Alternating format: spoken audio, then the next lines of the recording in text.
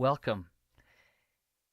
Carmelo Anthony murder trial, day one, is under wraps. I mean, it's voir dire, which is, of course, discovery, not discovery, but finding out which jurors you want to pick, going through the process of picking jurors.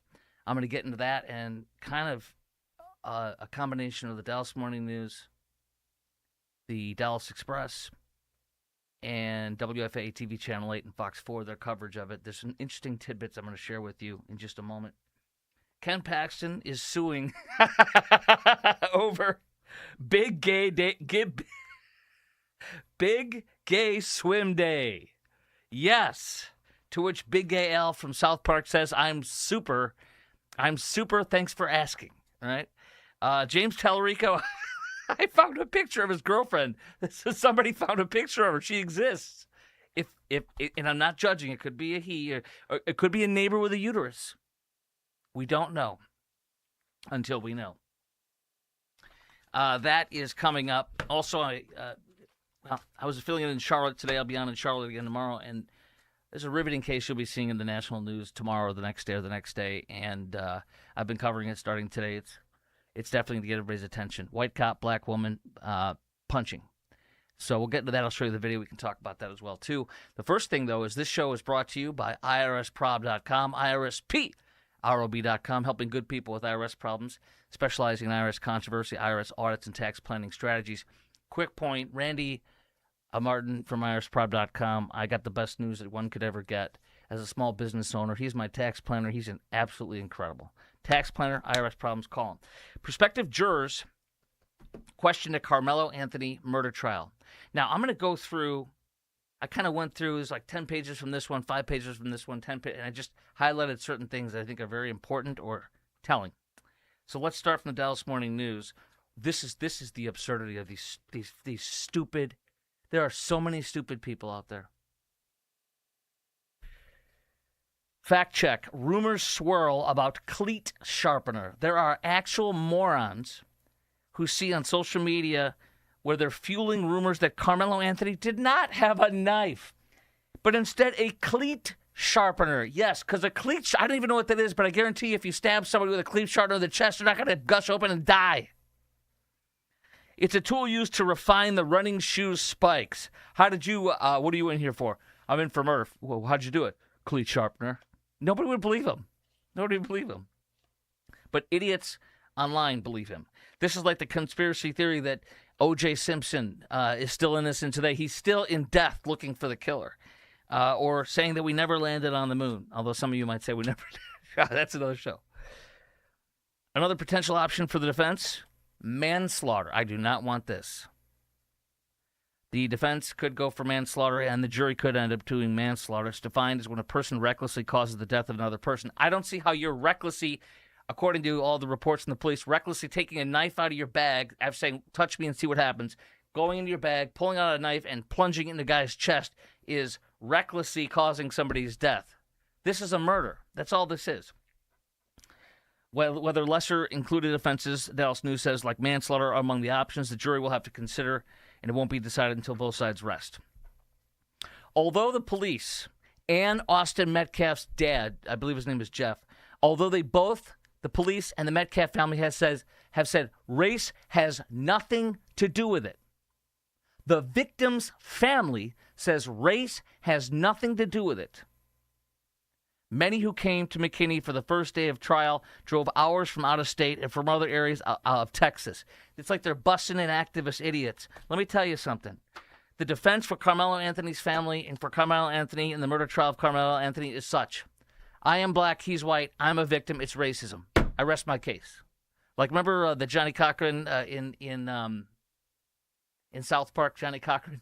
He goes, if you can't prove the Ewoks is from the planet Endor, then you must acquit, or some stupid thing he pulled out of his butt.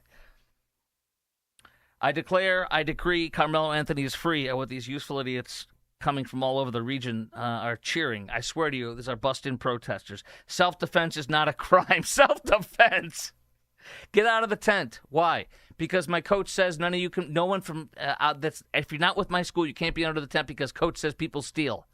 My coach told me to tell you to get out of here. and then a knife plunged into his chest, and then somehow it's self-defense. I can't stop laughing. I'm a little punch drunk too because I'm on 2 hours of sleep. I filled in for my friend Mark Davis this morning on 660 The Answer in Dallas. Then I did a hit with Newsmax. You can see it on all my social media feeds. I posted it at the top. I was on Newsmax today. And then I did 3 hours of Charlotte. And I'm going to try to get to bed here so I can get up for Mark Davis' show again this morning. So I'm a little punchy. Anyway, most of the people came from other states. These idiots who are cheering for Karmelo Anthony came from other states across the South, Mississippi, Louisiana, South Carolina, to support Karmelo Anthony. Brittany Coakley, 27, drove over 12 hours from South Carolina, where I'm filling in North Carolina, Charlotte, but for 12 hours from South Carolina to get to Collin County Courthouse.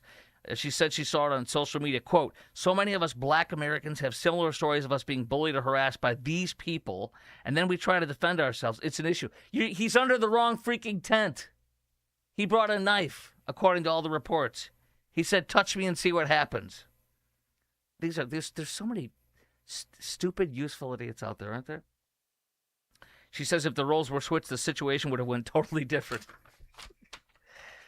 Jeff Metcalf, Austin's father, repeatedly says race is not a factor in the stabbing. But don't worry, Karmelo Anthony's family and the bottom dweller, black baby beater, convicted black baby beater, and his black baby mama says he beat her too in a press conference. Dominique Alexander is their race-baiting bottom dweller spokesperson. Jeff Metcalf, though, says race is not a factor, but it is for Karmelo because that's his defense. I'm black, and it's racism. So let me get this straight. You admit to stabbing somebody in the chest, and he's dead, and you're the victim, and it's racism. Okay, I got it. It's called racism for dummies. Step 1, plunge knife in the chest of a white guy. Step 2, question mark. Step 3, it's racism. I'm innocent. There you go. Some alleged online that Metcalf and his twin used racial slurs over the stabbing. Others mocked. This is so sick and sad. It can't be that a kid is a thug and stabs somebody in the chest for nothing. It can't be that. It happens all the time. Go to Chicago, where I'm from. Others mocked Austin's death and said without evidence he was a known bully. What a sick thing. A fake autopsy. Here you go. These are the useful idiots out there. The stupid people. A fake autopsy circulated on social media saying Metcalf died of a drug overdose. There's so many stupid people. This is from WFA TV Channel 8's coverage. And I'm going to have Rebecca Lopez on soon. We had her on for that sick, wicked trial, that murder of Athena Strand, who got death penalty. Thank you, God, death penalty. And she was amazing. She's the best crime reporter in DFW. I'll get her on for this, too, as the trial starts to take place more. The death of Austin Metcalf did not meet qualifications to be charged as capital murder because of Anthony's age. The death penalty was never an option in the case. That sucks. That really sucks. The judge is being very clear. Judge Roach, I would change my last name, says, "I'm not jacking around. Don't disobey my instructions," he said to the potential jurors during voir dire today. He reminded them they could be held in contempt and spend up to 6 months in jail and pay the $500 fine. And he said also today, we will have a jury picked on Wednesday. So we're talking 24 to 48 hours, and there'll be a jury picked. Also, the estimate on how long the trial will be is about 2 weeks, 3 weeks max. So this is going to be short and powerful. And I predict a conviction of murder from Karmelo Anthony. It's just no question. We need justice for Austin, that sweetheart. And again, I want to tell you over and over again, and I have on my laptop right in front of me, I have the fundraiser for Karmelo Anthony's family, for Karmelo Anthony, and for Austin Metcalf, and it's just so sick, guys. I'm so sorry. As of right now, Austin Metcalf's family has raised $578,000. $578,000. Karmelo Anthony's family has raised $612,000. It's just so sick. So many stupid people. And how many of them are poor or lower income and are stupid idiots that are giving you little money they have to a murderer? I unequivocally think he's the murderer, obviously. He admitted to doing it. And I'll get into that in a second again, just to go over it. So you have a difference of $22,000, $32,000, $34,000 more for the admitted murderer or killer. Let's continue. Can you believe everything you see on social media? Judge Roach asked potential jurors. Well, if you're one of the idiots standing out there thinking it's racism, then yes, you'll believe anything they tell you. The judge says, despite our flaws, and by the way, there's stupid people on all sides. It's not just idiots who show up claiming it's racism. I know there's stupid people on our side, too. The judge asked, despite our flaws, We are the greatest country in the world. Do you agree? Several jurors disagreed. All right, get out of here. Go join the terrorist marchers for Gaza. Go march with them. Good luck with that. Several jurors disagreed that we're the greatest country in the world. A few potential jurors say we're not the only great country. We are the greatest country. Go to Europe where you're arrested for your thoughts, in Germany or in England. One juror says our country has long and complicated history. Get out of here. You're fired. A group of about 24 Carmelo Anthony supporters with a drum and tambourines out by the street wearing T-shirts supporting him. These people are so... I guess losers is the word that comes to mind. I don't know. They said they're a group formed on social media to show support for alleged killers. That's what they said. I'm just kidding. I added that part in. This is from Fox 4, Alex Boyer. The case has been racially charged. A racially charged case. No, there's been no racially charged thing. The only people who bring up race are Karmelo Anthony's family because his defense is racism. All right, even though he is the one who's accused of murdering Austin Metcalf in front of everybody in broad daylight. 200 people were called in for the potential pool of jurors. Prosecutors have a list of 35 witnesses to call on, so the trial could last up to 2 weeks, is what Fox 4 says. 2 weeks. This is also from the judge. I gave the suspect this is from the police report. It's good to go back to where it started from. The police report after Carmelo Anthony stabbed Austin Metcalf in the chest, killing him. Quote, police officer's report says, I gave the suspect instructions to keep his hand up in the air. During this time, the suspect said verbally out loud, I was protecting myself. He's basically saying, I'm guilty, I'm guilty, I'm guilty. This is how guilty people talk. We all know it, whether it's a child caught stealing bubble gum at the 5 and dime, or whether it's a child caught stealing cookies out of the cookie jar in front of mom in the kitchen. So the Carmelo Anthony says, I was protecting myself. The suspect also told the officer he put his hands on me. Again, unprompted. After the officer mentioned to others that he had the alleged suspect in custody, the report states Anthony said, I am not alleged. I did it. So that's why I say he killed him. He murdered him. He put his hands on me. I told him not to. Here's the thing. He put his hands on me. I told him not to. Does that sound like somebody who's afraid? Does that sound like somebody who is innocent and a victim? I told him not to put his hands on me.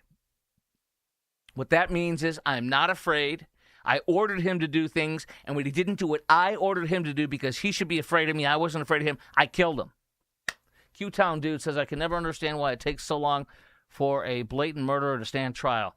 You know, this seems, to be honest with me, for all the murder trials that are really high profile that we've all seen over the years, this did not seem too long for me. I know it sounds weird. I swear to you. And maybe I'm wrong. But it did not seem long to me like others do. Where I'm like, what in God's name is going on? Continuing on, the report says Anthony also asked the officers, is he going to be okay? And asked if what happened could be considered self-defense. I mean, every single thing he said here implies he's totally guilty and he knows it, but he's trying to get out of it.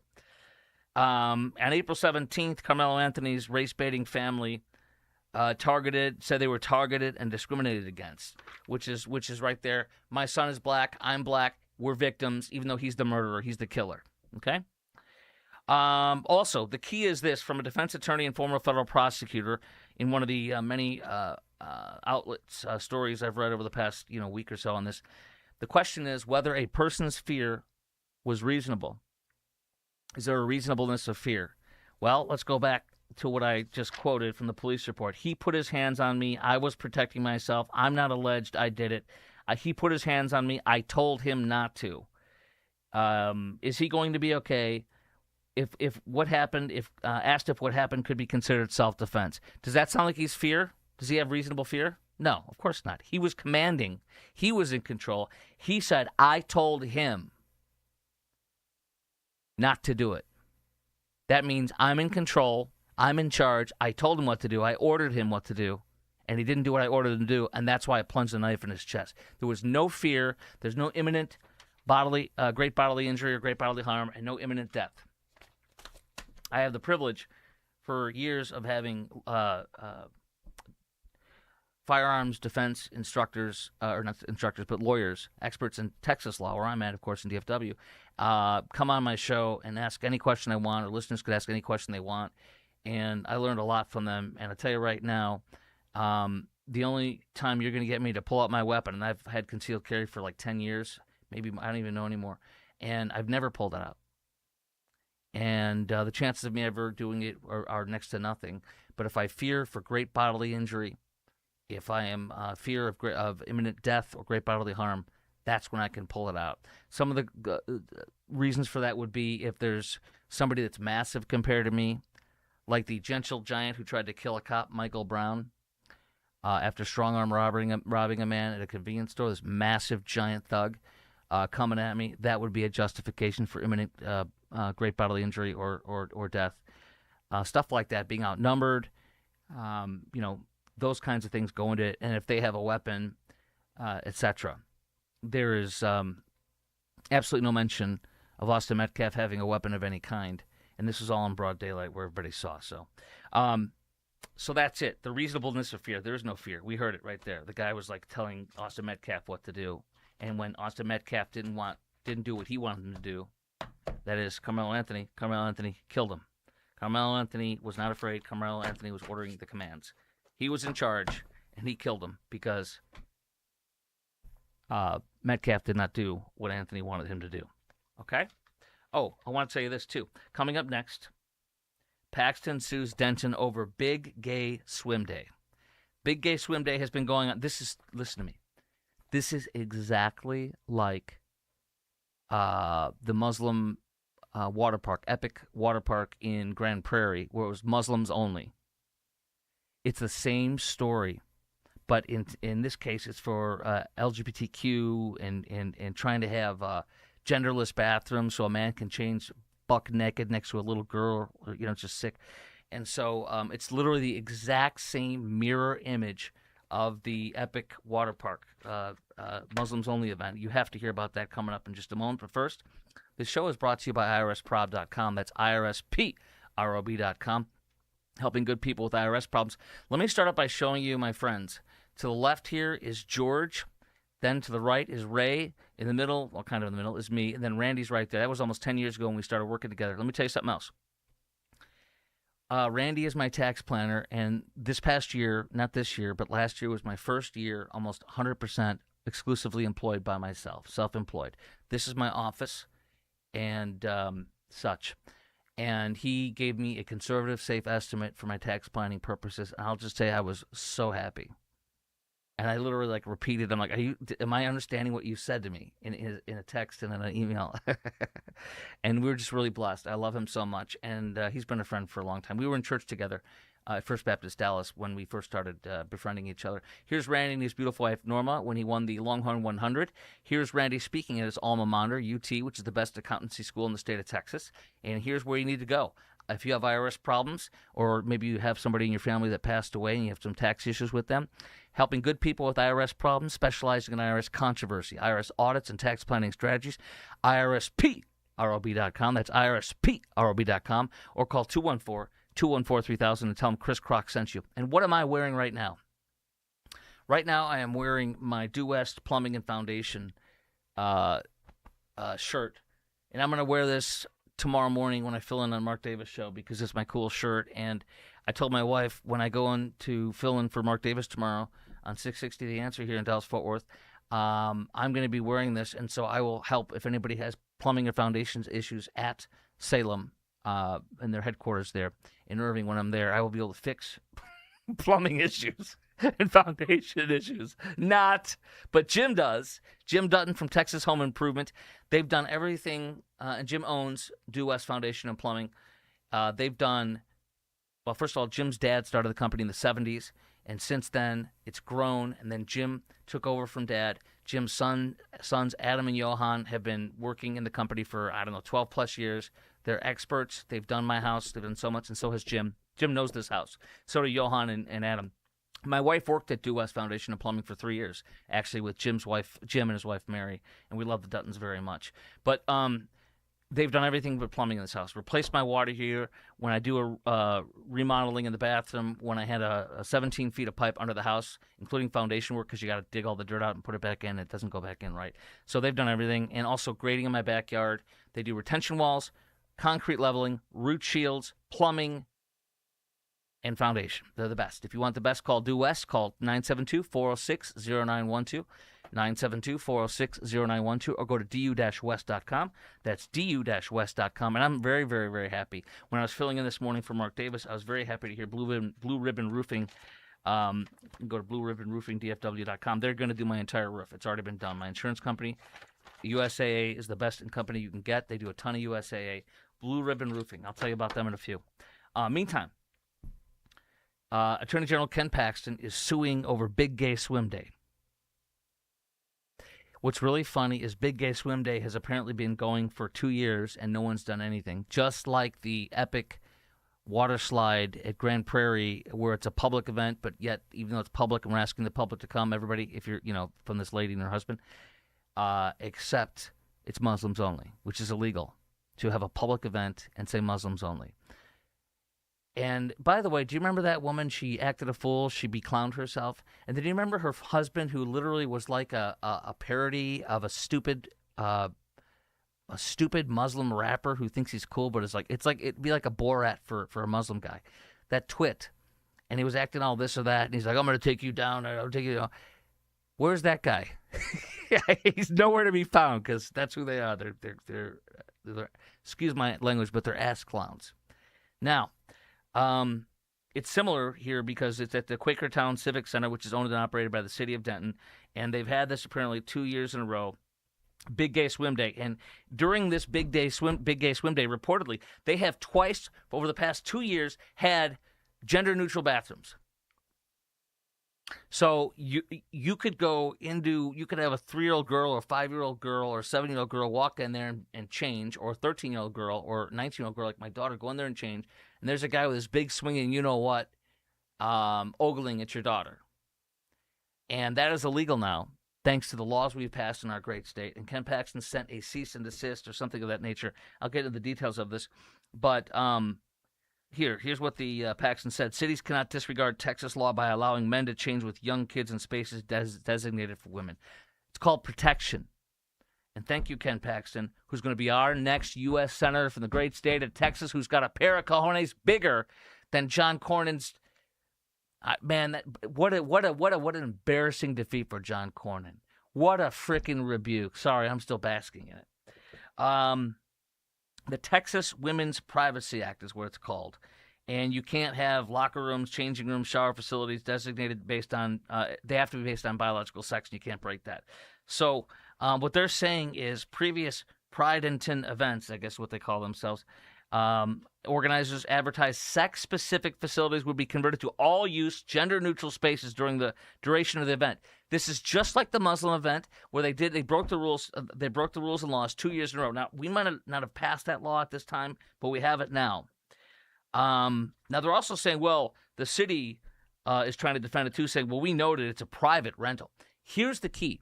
I don't know this, but here's the key. For the Epic water park event, the illegal, discriminatory, unconstitutional and illegal Muslims-only event they tried to have, that was a public event where they put out an invitation and said, anybody from anywhere, come to this event. It's open to the public, but only for Muslims. You cannot do that. And the left and the Democrats lied and hoot and holler about it and fundraised off it, trying to make it a big deal. All the Muslim people that were doing that illegally had to do was buy that water park outright for a day or 2 hours, whatever it was. And that's a private event. Nobody's invited publicly. It's invitation only. That is legal. You own the facility, quote unquote. You're renting it exclusively, but it's not open to the public. They didn't do that. They discriminated. It's illegal. In this case, it says right here the city's noting it was a private rental. And we'll see how this plays out. But here's the question for you. Should they shut it down just like Epic? With Epic, they try to make it all about it's Muslims and Islamophobia and Muslims and hate and bigotry and racism and all this garbage, which is all a lie. In this case, Paxton is going after them, and Paxton is ordering them to not violate the law. And I don't know if he's going to end up getting it shut down, but I would have no problem if he's following the law and the law says shut down, because they've been doing it twice. I have to look at when the vote was passed. Here, the lawsuit cites a similar event held in 2024, during which the event reportedly advertised it had converted gender changing rooms for the duration of the event, and further referencing the filing that Ken Paxton put in, further references other upcoming Pride and Tit events, all use facilities during that gathering. So a Denton resident notified city officials, and the city failed to provide assurances to fix that discrepancy, that illegality, is what Paxton says. Prydenton and Outreach Denton said it's a frivolous lawsuit, wasted taxpayers' time and money. They said this is just like the Muslim event. Watch. They said they already removed all gender bathroom language from their advertisements, but they did it and it's illegal. So under the same logic as with Epic Water Park, they should shut this down, because changing it because you got caught doesn't make it legal. So here's my question. Will Paxton shut it down? Can he lawfully shut it down? I don't know how that works. But they said we'd already fixed it. We already removed it. Here's the quote.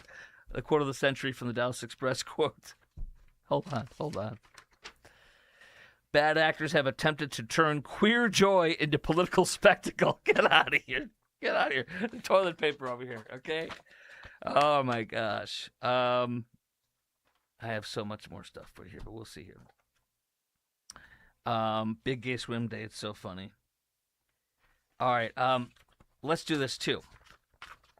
So here's the deal. My friend John Hopkins from Blue Ribbon Roofing, he went on my roof, and he said, we'll see what we got for damage, see if we have anything. And I'm like, my roof was just done 6 or 7 years ago. There's not going to be anything. And then he started showing me here and here. I'll show you one of the things he showed me. Here, check it out. This is on my roof.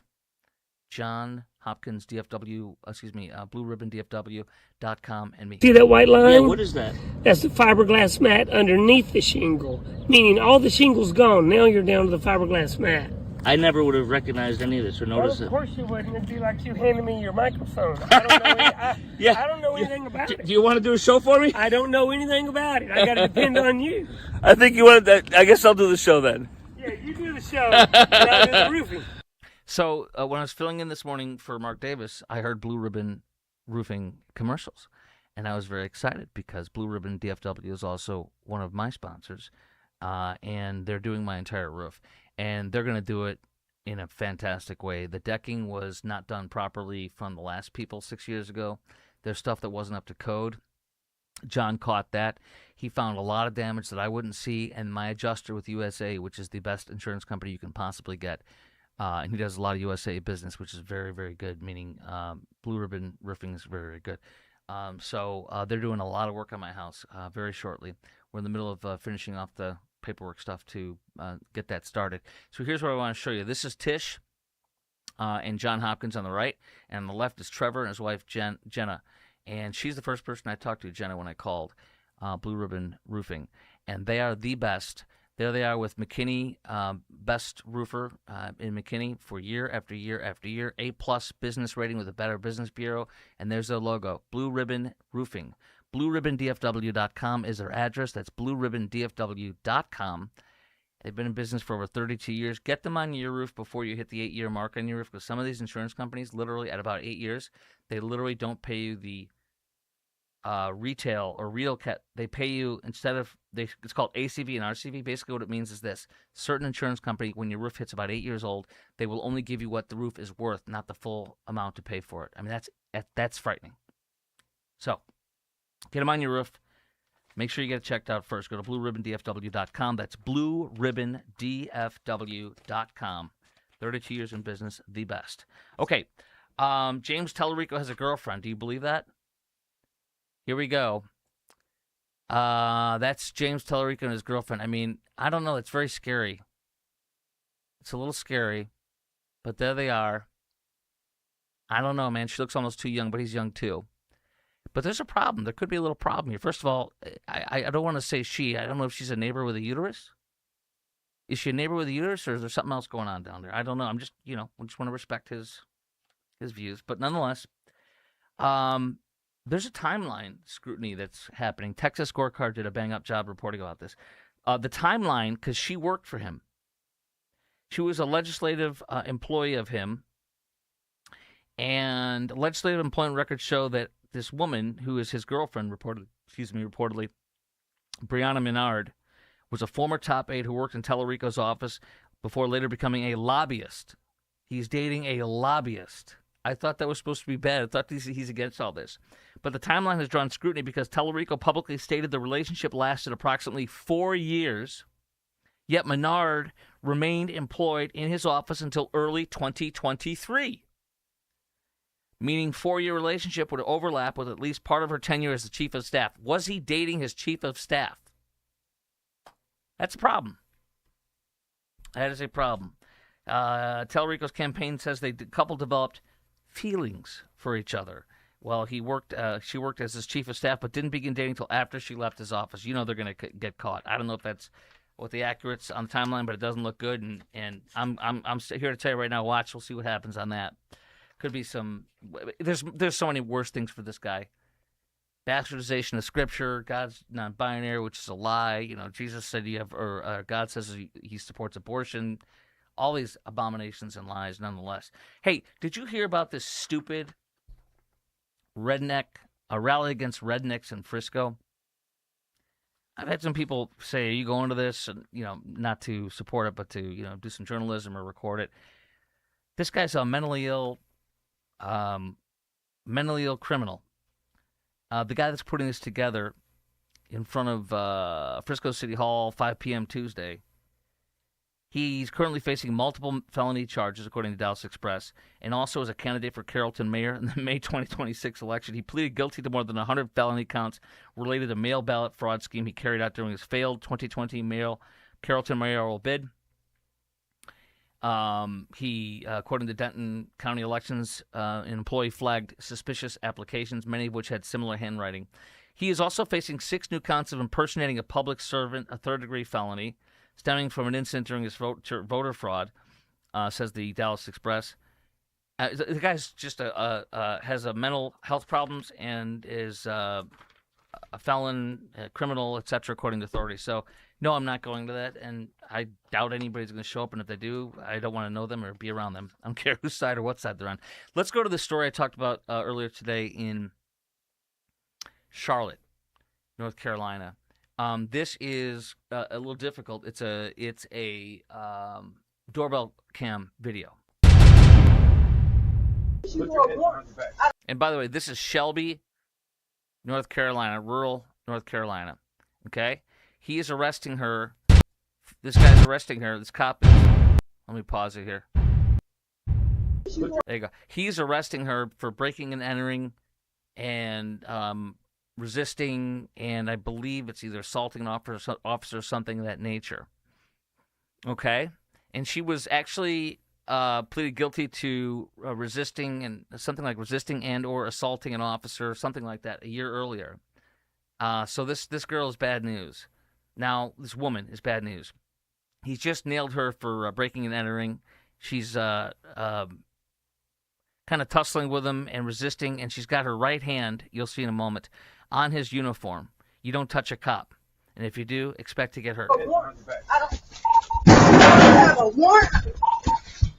Now, hold on. It's about to get bad.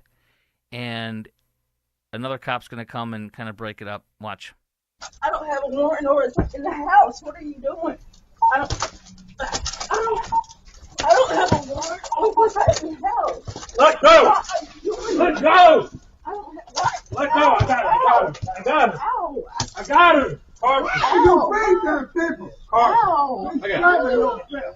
No, hold on. Put your hands behind your back. I don't have a warrant or anything. No, excuse me, sir. No, excuse me. No, wow, excuse me. You wrong for that. No, excuse me, sir. Like, Put your hands behind your back. Put your hands behind your back. excuse me. Hands behind your back. No. Go operate. Excuse Go me. operate. Come in. No. No. Hands behind your back. I rebuke the name of the Father, Son, and the Holy Ghost, the devil. No. What you are?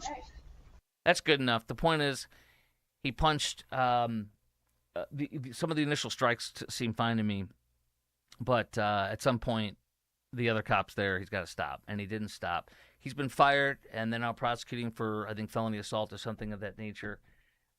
Here's the key, though, I want you to know about. Remember St. George Floyd, blessed be his name, who died from a drug overdose while in the custody of Minneapolis police, saying, "I can't breathe" 7 times while in the back of the squad before he was ever put out on the ground outside.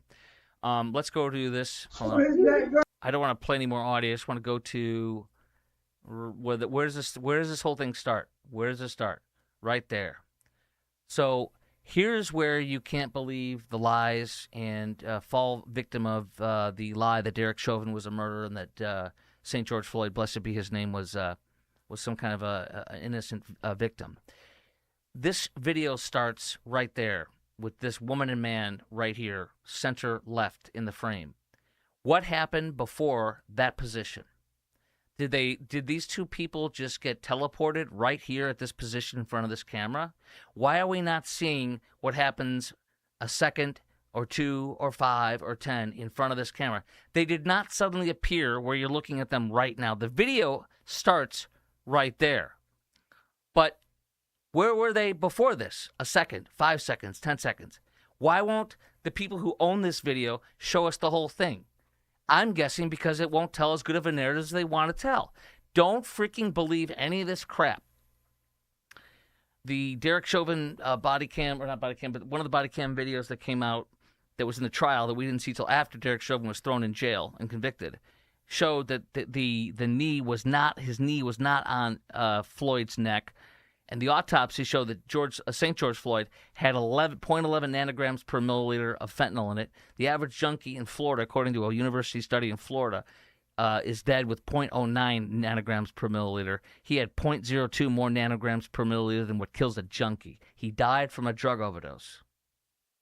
Don't do another St. George Floyd. Let's wait to see how this goes. But towards the end there, it looks bad. I'm not going to try to pretend it doesn't. Lee Babin at the Free Press wrote a column about Graham Platner, the guy who is now in a sexting scandal. Too, he's a sick pig. Watch my segment on Newsmax that I did today. That's literally what I call him, a sick pig, because that's what he is. As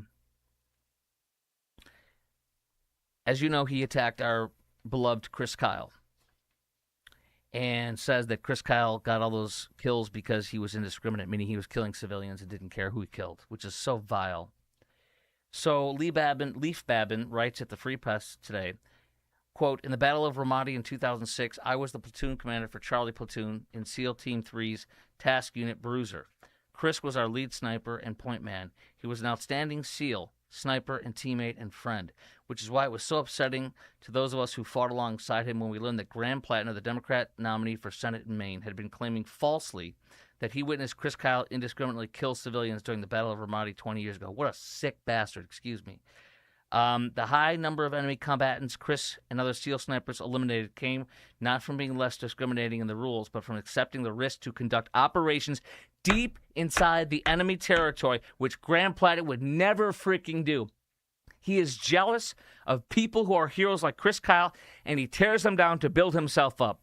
He's a megalomaniac and a sick pig who in the first year of his marriage, just last spring, was trying to diddle women, was sexting and saying vile things to 6 to 12 women, according to the Wall Street Journal, just last year as he was launching his campaign and had just married his wife within a year or two. He's a sick freaking pig.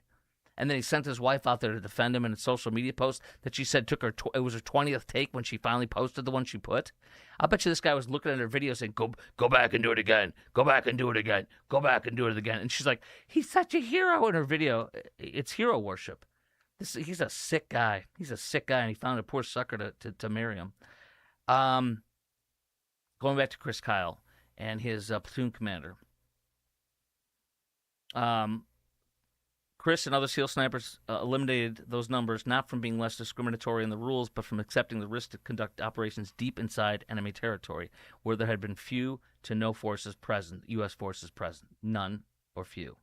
Massive risk, massive heroism. Where armed enemy fighters carrying machine guns and RPGs exercise almost total freedom of movement. And that's why Chris Kyle's a real hero. He says, why Graham Plattner chose to do this, I cannot say. Plattner now says he's been through a lot, struggled with mental health issues, and admits he has said things he regrets. I hope he finds peace.